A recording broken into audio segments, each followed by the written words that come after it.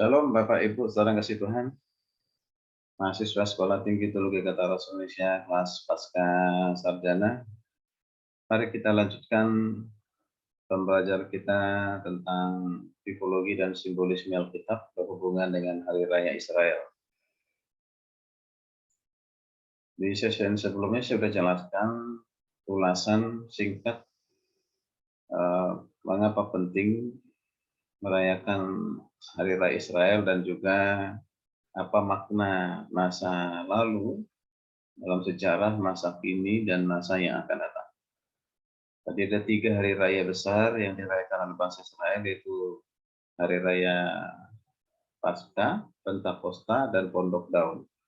Nah, dalam kesempatan ini kembali kita belajar bersama-sama melihat tipologi atau simbolisme Alkitab tentang Hari Raya Paskah. Ya, Hari Raya Paskah. Ya, sebelumnya saya akan baca satu firman Tuhan yang diambil dari Keluaran 12 ayat 3 sampai yang kelima, lalu dilanjutkan ayat 11 sampai 13.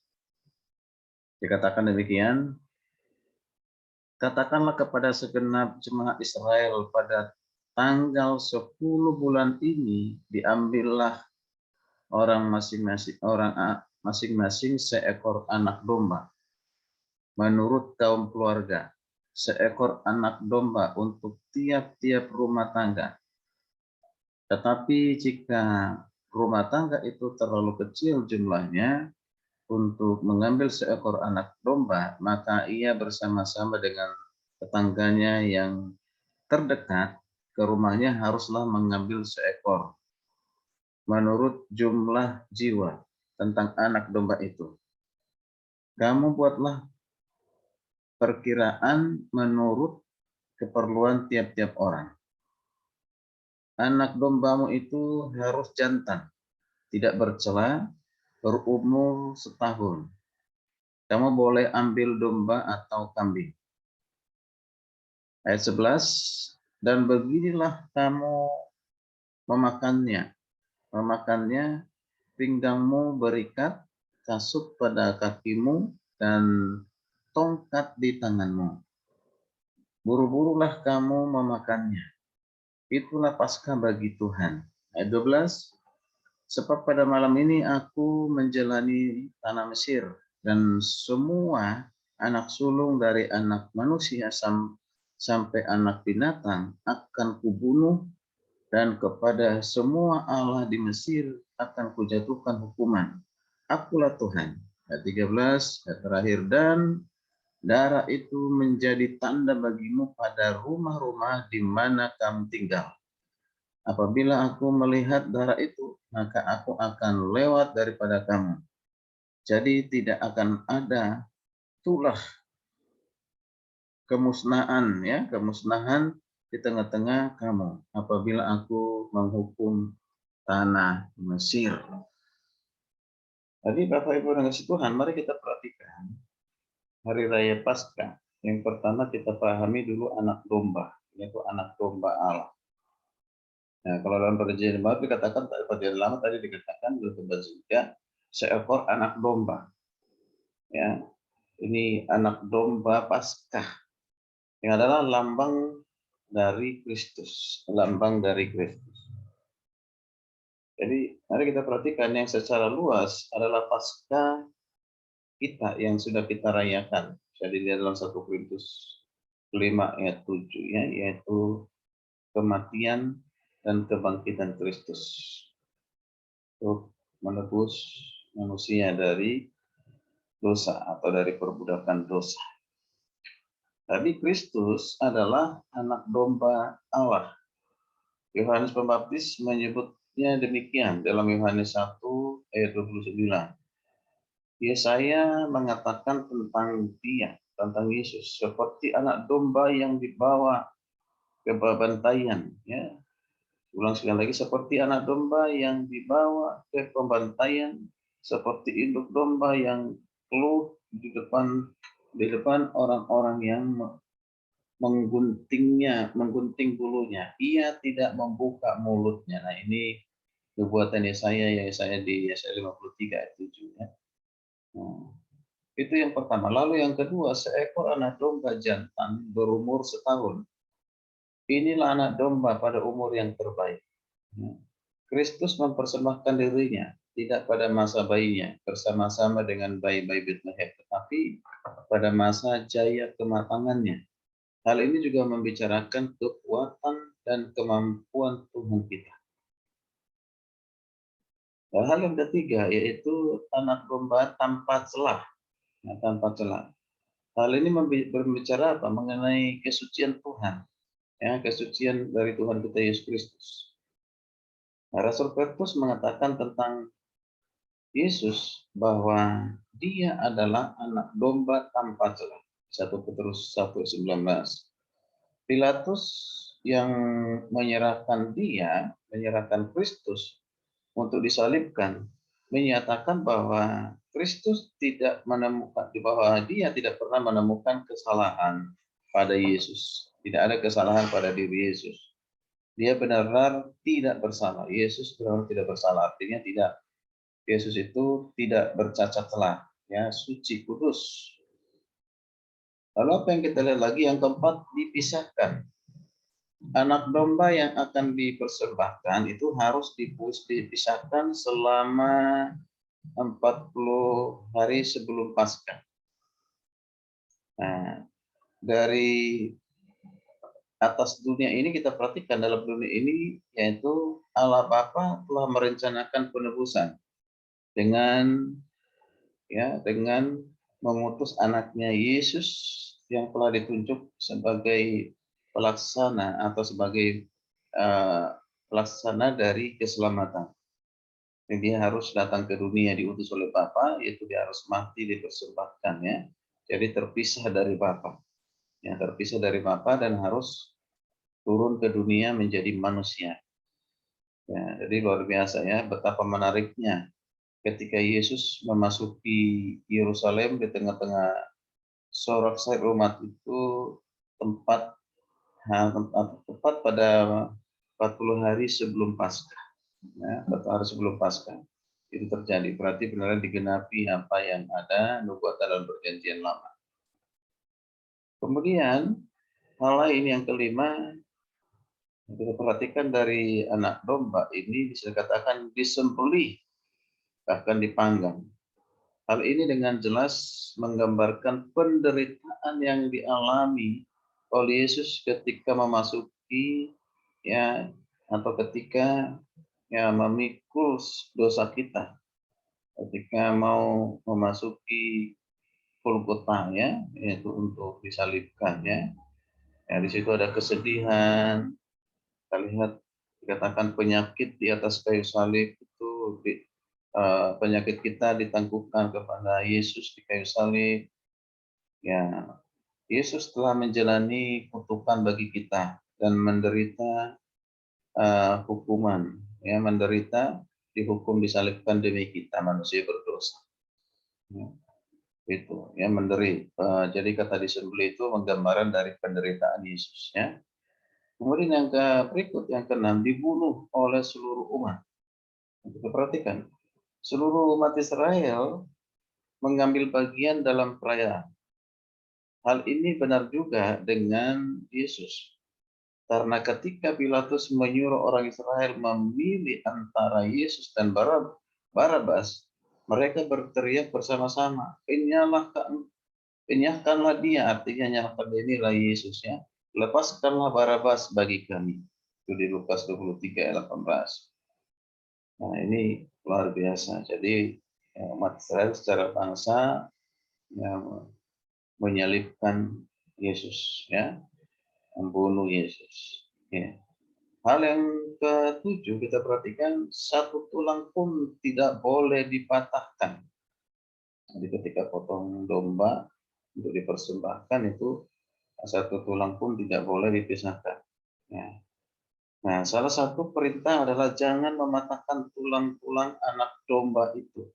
Ya, domba itu. Satu tulang pun tidak boleh kamu patahkan. Nah, itu yang dikatakan dalam Keluaran 12 ayat 46.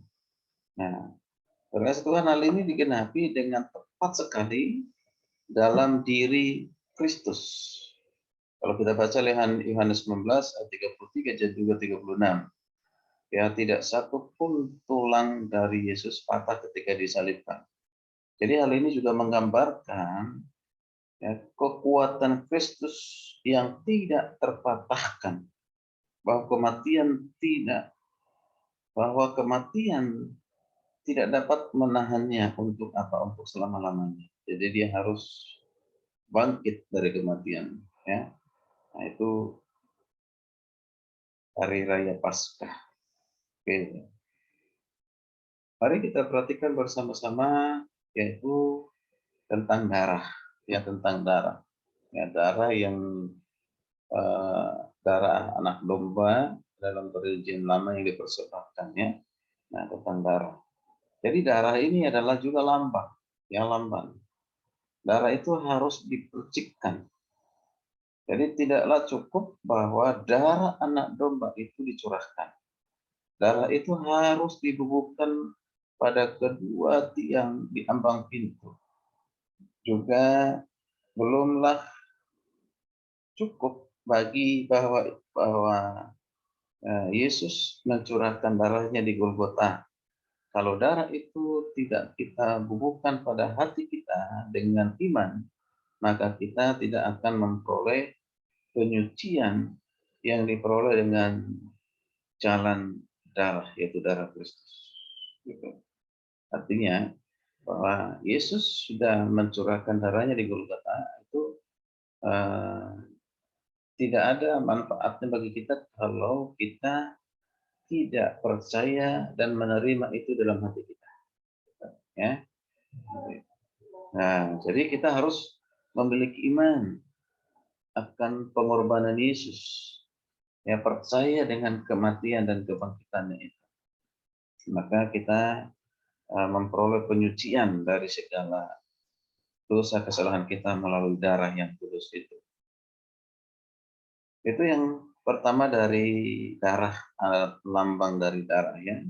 Kemudian disapukan dengan hisop di Keluaran 12:22. Hisop itu adalah sejenis tanaman yang dicelupkan ke dalam darah yang ada dalam pasu dan kemudian disapukan pada pintu. Nah, sekarang bagaimana membubuhkan darah Kristus pada hidup kita? Oleh iman kita diterapkan janji-janji itu kepada diri kita. Dengan jalan itu, ia telah menganugerahkan, Kristus telah menganugerahkan kepada kita janji-janji yang berharga dan yang sangat besar, supaya olehnya kamu boleh mengambil bagian dalam kodrat ilahi dan luput dari hawa nafsu dunia yang membinasakan kita. Ya, itu silakan dibaca dalam 2 Petrus 1 ayat 4. Lalu yang ketiga, lambang dari darah ini dibubuhkan pada tiang-tiang pintu. Ya, ini menggambarkan apa? Menggambarkan pernyataan kita yang terus terang bahwa kita mengambil bagian dalam Kristus, menerima Dia sebagai Tuhan dan Juru Selamat kita.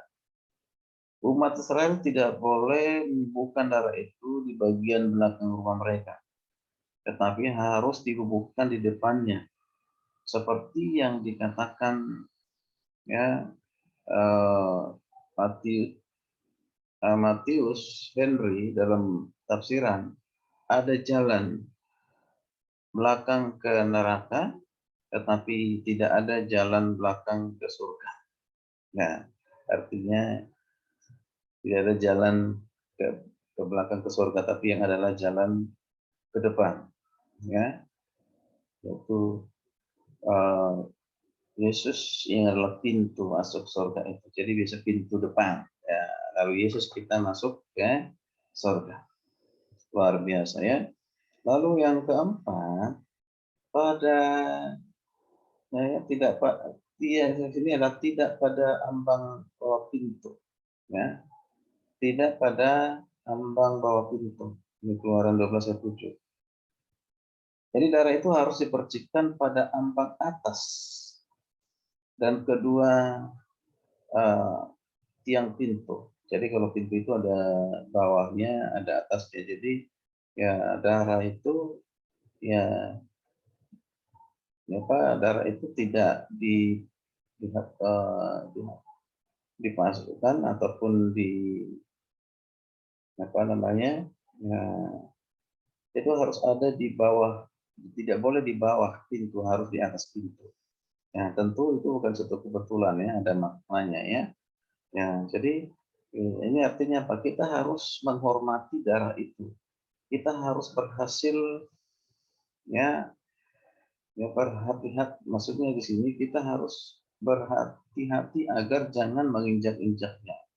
Ibrani 10:29. Jadi jangan kita sampai mempermalukan Kristus yang sudah mati, yang disalibkan, mati dan bangkit bagi kita. Ya, jadi darah itu adalah darah yang sangat mahal.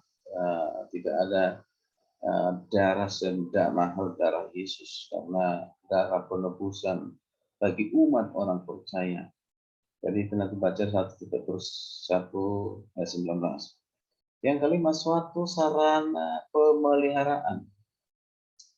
Umat Israel diselamatkan dari kematian karena malaikat maut melihat darah itu. Ia melewati rumah di mana ia melihat tanda demikian. Syukur kepada Tuhan, darah Kristus adalah perlindungan kita terhadap murka Tuhan. Dan juga perlindungan kita dari kutuk Taurat dan kebinasaan. Dengan darah Kristus kita telah dibebaskan dari murka, dilepaskan dari kutuk Taurat, dibebaskan dari kebinasaan. Dan ini bagi orang yang sudah percaya kepada Kristus. Puji nama Tuhan. Baik, Bapak Ibu dan kasih Tuhan, itu luar biasa. Mari kita perhatikan itu tentang makan adalah lambang, ya. Aduh, makan daging domba yang sudah dikorbankan, ya, akan dikorbankan, dimakan oleh bangsa Israel, ya. Itu daging anak domba yang sudah dimasak, matang, dan dikorbankan, ya, dimakan, ya. Perhatikan, anak domba itu harus dimakan. Jadi setelah diolah, dimasak, dimakan. Di sini Tuhan tidak bermaksud agar anak domba Paskah itu cuma dipandang saja, tetapi harus dimakan. Apa hubungannya dengan Kristus? Dalam hubungannya dengan Kristus, kita jangan hanya mengagumi Dia karena pengorbanannya di kayu salib, atau mengetahui tentang pengorbanannya saja. Kita harus memiliki Dia dalam kehidupan kita, harus menerima Dia di dalam kehidupan kita.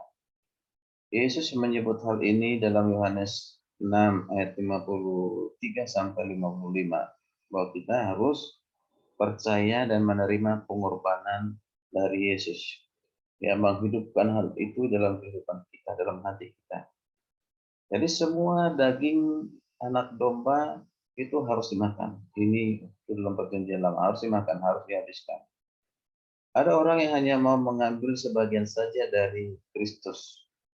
Mereka hanya ingin berkat-berkatnya, tapi mereka tidak mau menerima tanggung jawab hidup dalam kekristenan, yaitu mau menjadi hamba Tuhan, menjadi pelayan Tuhan, menjadi diakonosnya Tuhan, untuk melayani Tuhan.